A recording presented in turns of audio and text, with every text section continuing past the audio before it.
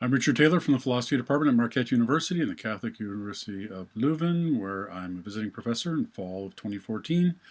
This is the class of Professor Andrea Robilio at KU Leuven and myself on Thomas Aquinas on the nature and attainment of happiness.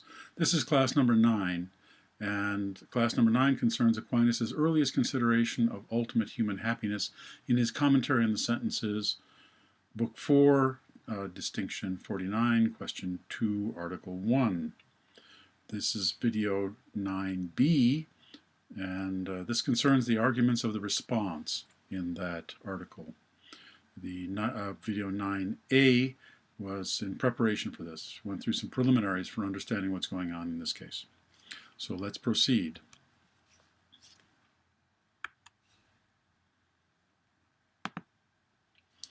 Let's focus our attention on the response. As I said, this account will make use of the divisions of the text which I made in my translation, putting the response into sections A through N. Again, the text is available at this website of the Dominican House of Studies in Washington, D.C. The issue of the article is whether the blessed will see God in his essence. And this is something we need to keep in mind, because this is exactly what he's focusing on. That is, the blessed in heaven in the afterlife, whether they will be able to see God in his essence or face to face. The Latin is per essentiam. The response begins by simply stating that the issue is one of faith, by which, quote, we hold that the ultimate end of happiness is the vision of God. But Aquinas close quote, but Aquinas connects it with a philosophical notion that ultimate happiness is understanding, quote, substances separate from matter in being, close quote. Now, to set up the issue, he's drawing upon the Greek and Arabic philosophical tradition. But remember, for us in this course, the greater question is whether the notion of seeing God face to face and as ultimate human beatitude or fulfillment or happiness is purely a religious doctrine, or is there sufficient grounds to make it a philosophical teaching that the ultimate fulfillment and end of any human being is this seeing of the ultimate first principle of all? That's what we're really concerned with philosophically in this course. Aquinas claims in section A that both the philosophers and the theologians have difficulties and differences, indicating that Al-Farabi holds that we can never know separate substance in his now lost, he says as much in his lost commentary on the Nicomachean Ethics. Aquinas' information on this comes solely from the long commentary on the De Anima of Averroes, which I'll from now on call LCDA. Likewise, Aquinas says, some theologians have asserted that the human intellect can never attain to the vision of God in his essence.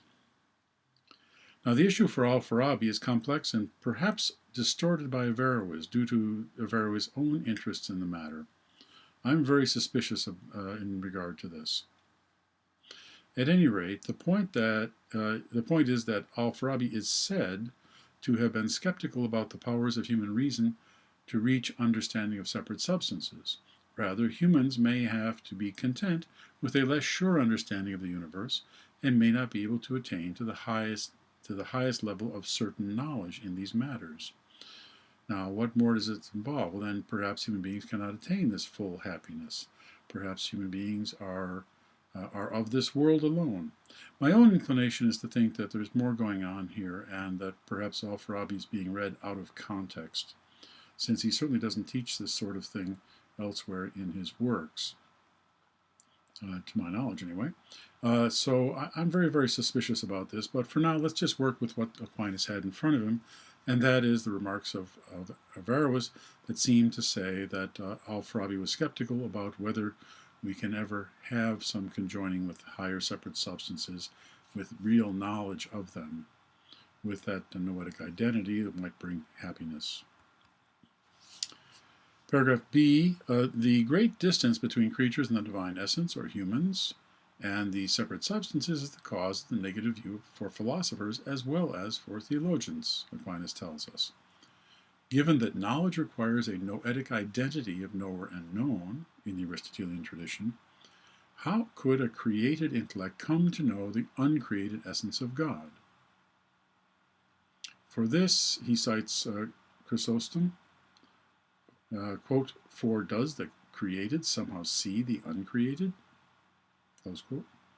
But Aquinas writes, quote, the greater difficulty in this is for those who assert the possible intellect to be generable and corruptible, such that it is a power dependent on the body not only with respect to the divine vision, but with respect to vision of any separate substances. Close quote. Whom does he have in mind? Well, certainly he's got in mind Alexander of Ephrodiseus, as he has read about Alexander in Averroes' LCDA, and possibly Averroes himself, it seems. Since for Averroes, not the possible intellect, but the intellect by which human beings come to have knowledge, is perishable is a perishable part of the corporeal body, the brain of a human being. But more on that later. It is unacceptable, he says in paragraph C, to hold that humans do not have vision of the divine essence as their attainable end. Both one, because of Scripture, as Augustine explains in De Videndo Deum on seeing God, and two, because it is philosophically unacceptable. Why? All right, so he's set up the problem here, and he's asserting that this is philosophically unacceptable to say that we do not have vision of God. So he's going to make the grander claim in his thought, especially in the years to come, that in fact the ultimate end of human beings is something that can be understood even without religion. It's better and more easily understood with religion, but our own intellectual yearnings can be the grounds for asserting that there is an ultimate human happiness in seeing God face to face, or parasentium, as he puts it. So that's what we have to watch to see how well he's able to establish that. But here he gives the reason as follows: since the ultimate perfection of anything is in conjoining with its principle. So this is the notion that everything reverts back upon its principle for its perfection. Both in theology and in philosophy, this Neoplatonic principle of procession and return is accepted as foundation. What proceeds from the first cause returns to it for its perfection.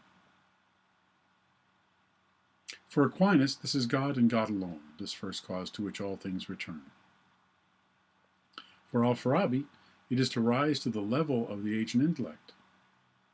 For Avicenna, the return is very important, but is that return to God or to the ancient intellect? And remember the context of the classical rationalist philosophical tradition in Islam. But we'll talk about this. Continuing with paragraph C, Aquinas writes that it's absurd to say that human happiness is a return to anything except God himself. But in the literal account of metaphysics, there is no way in Avicenna or Al-Farabi for a return to God in the fullest sense, though such language may be used in religious contexts. Rather, for them, the return is to separate substances, and this return is perfection and complete happiness. What about Averroes? Aquinas seems to think that this is the case for Averroes as well, a return to the higher substances through knowledge. That, however, is not the doctrine of Averroes himself, but the interpretation of his text by the Latins, as I indicated in a previous video, and that's something we'll be talking about later on. That issue will be discussed by Professor Steele in our last class with the two university classes together, Marquette and K. Leuven. That'll be, I believe, on December 4th. But let's proceed. Another issue is that knowing something according to a remote genus does not reveal the nature of its cause. If we understand something to be in the remote genus substance, that does not reveal its specific form or nature by which it is defined. God and separate substances may be mirrored in things of the world insofar as the cause of things here must be beings in act in some way, but that is, as Aquinas says, to know through the effect and as it were in a mirror. Close quote. Another way is that of Avicenna, who says that separate substances send forth likenesses of their substances, and through these they are able to be known. He has in mind impressions provided to humans aided by angels.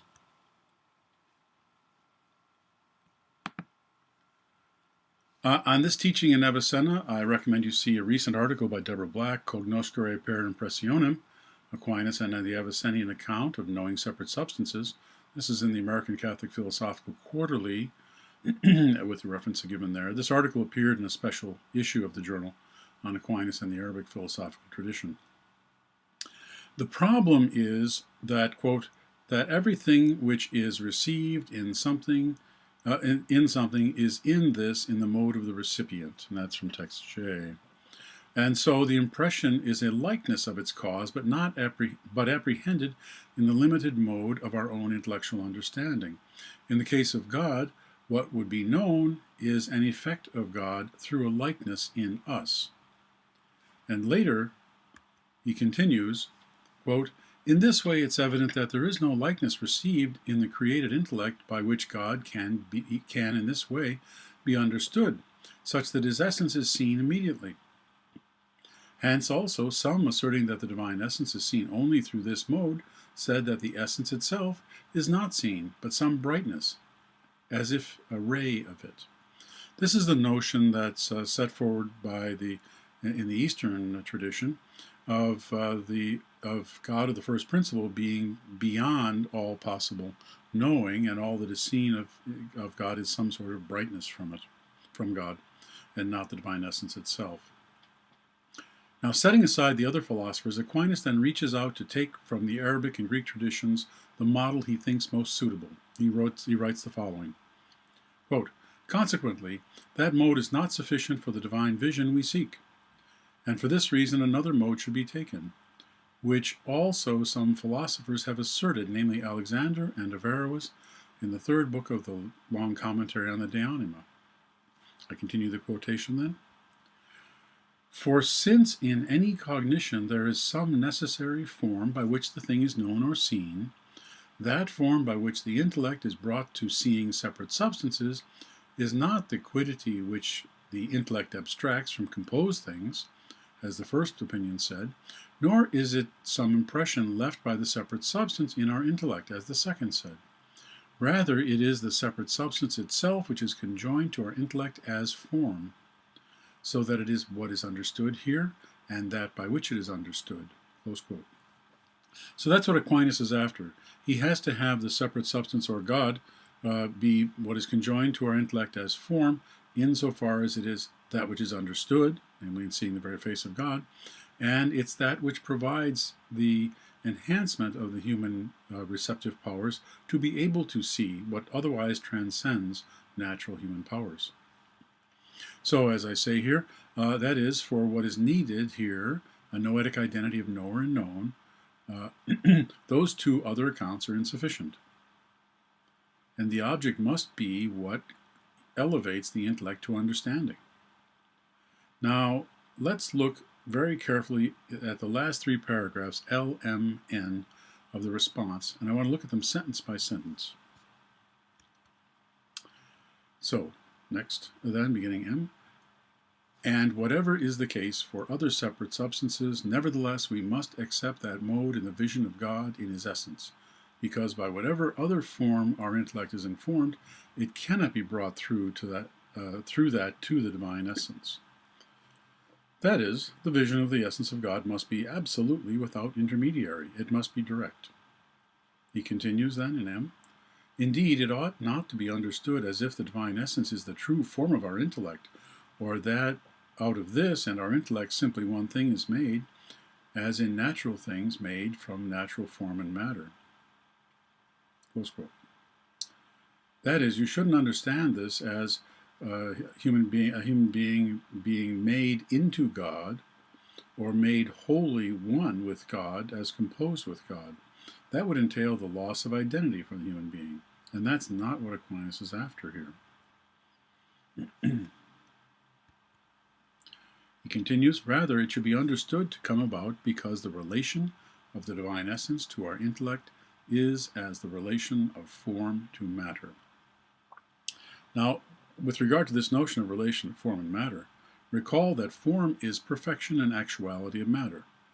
So our intellect must be actualized and brought to a higher mode of intellectual perfection in order to see God. He further explains, saying, quote, for whenever there are any two things of which one is more perfect than the other, and these are received in the same recipient, there is a relation of one of the two to the other, namely of the more perfect to the less perfect, as is the relation of form to matter. Close quote. This is taken directly from the analysis of Averroes. And with this, this notion makes it clear just how matter and form are to be taken in the previous sentence, namely in terms of perfection and potentiality or receptivity.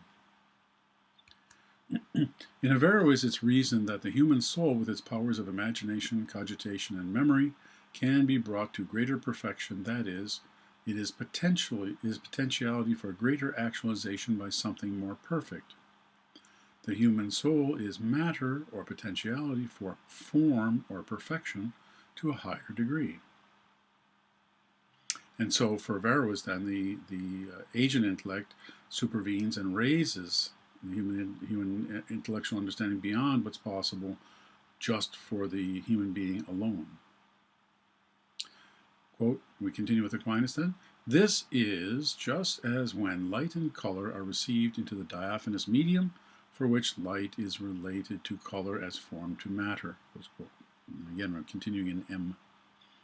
Light perfects color and makes it actual for sight, since in Aristotelian physics the medium, air, is opaque unless perfected or actualized by light to be actually transparent. Once perfected and made actually transparent, color can be seen. Once the medium is perfected and made actually transparent, color can be seen in its fullness. So we continue in M. So too, when the intellective power and the indwelling divine essence itself are received in the soul, albeit not in the same mode, then the divine essence will be related to the intellect as form to matter. Note, by the way, this is a correction of the translation that I provided you. So, comment here. That is, the divine essence is as form in the sense of enhancing perfection to the human soul, an enhancement of receptive powers of the soul, that is. And it comes to dwell in the human soul so that it can be both that which is known and that by which the soul has the enhanced ability to receive cognition of the divine essence. And so that's analogous to the role played by the separate intellects in Averroes. So that's the model that is being taken, that kind of supervenience model is being taken, and perfection model is being taken by Aquinas from Averroes for use here in his description of supernatural knowing. Section N, quote, that this is sufficient for the intellect to be able to see the divine essence can be shown as follows, writes Aquinas. For as from a natural form by which something has being, and from matter, simply one being is made to exist, so too from a form by which the intellect understands, and by the intellect itself, it comes to be one in understanding. Close quote. That is, what is received, namely the indwelling divine essence, and the recipient, the human intellect of the blessed in heaven, enhanced to receive what is beyond its natural powers, come to be one in the understanding without intermediary. One in understanding and one noetically, not one ontologically, though. He goes on in N, quote, however, in natural things, the thing subsisting per se cannot be the form of some matter, if that thing has its own material part, because it cannot be that matter is the form of something. But if that thing subsisting per se is form only, nothing prevents it from being made the form of some matter, and becoming that with which it belongs to the composite itself, as is evident in the soul, concerning the soul. Close quote. A material thing which was a composite of form and matter in its very being cannot function as the ontological and literal matter for another thing. Its being is sealed by that ontological union. Yet in the case of the human soul, which in itself can subsist without matter, this is the issue of the soul being a hoc aliquid, or a determinate particular in its own right, in some way, and free of hylomorphic composition, it can compose with matter. So the human soul is such that it can compose with matter, even though it is subsistent. Now note, this is a very controversial claim in itself, insofar as it asserts that the soul can share its being with another thing, the body. This is something we should discuss in class because it's a very important metaphysical issue, and it's a new doctrine set forth by Aquinas in order to solve many of the metaphysical and epistemological issues concerning the nature of the soul. Carrying on with N, then, quote, however, in the case of the intellect, it's necessary that the intellect itself in potency be taken as matter, and the intelligible species as form. The intellect, understanding, and act will be as something composed of each. That is, the human intellect is a receptive potency, as possible intellect, according to Aquinas, or material intellect, according to the words of Averroes, a receptive, that is, receptive intellect, and comes to be actualized when it receives an abstracted form. And for this abstracted form, Aquinas uses the terminology of intelligible species. Species is another word for form as well. Its act of understanding, then, is a composition in a noetic identity, not an ontological identity. He continues in N. Consequently, if there is some subsisting thing per se which has in itself nothing more than what is intelligible in itself, such a thing per se will be able to be a form by which it is understood. So there's no abstraction involved here. It's already immaterial and intelligible. He goes on, however, any given thing is intelligible insofar as it is in act, not insofar as it is in potency, as is evident in Book 9 of Aristotle's Metaphysics. Again from N.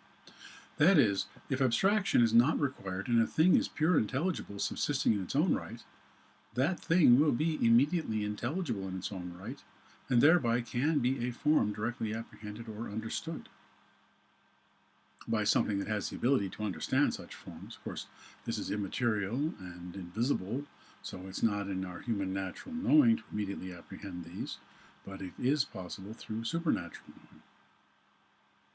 God is pure act and pure intelligibility, so can such a thing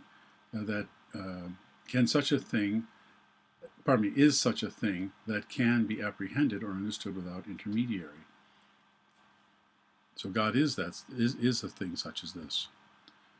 He goes on in the text of N then, the indication of this is that it is necessary to abstract intelligible form from matter and all the properties of matter. That is, in the case of material composites, abstraction is necessary, but it is not necessary for what does not exist in matter at all. He continues, for this reason, since the divine essence is pure act, it can be a form by which the intellect understands, and this will be the beatific vision. Close quote. No abstraction and no representation or intermediary is metaphysically required in the case of seeing God, according to what Aquinas writes here. He writes then, quote, because of this, the master, namely Peter Lombard, who wrote the sentences on which Aquinas is commenting, says in distinction 1 of Book 2 of the sentences that the union of the soul to the body is an example of the blessed union by which the spirit is united to God. And again, this is section N. That is, the soul perfects the body, and the presence of God perfects the spirit in the intellectual vision of the divine essence, which is called seeing God face to face. In this way, then, using a model from the natural epistemology of Averroes, Aquinas finds a way to explain philosophically the doctrine of Christian faith, that ultimate human happiness in seeing God is the end of human existence, the goal of human existence. Is this a proof? Is it an explanation? Is it theology? Is it philosophy? Let's talk about this in class, and I'll stop this video here.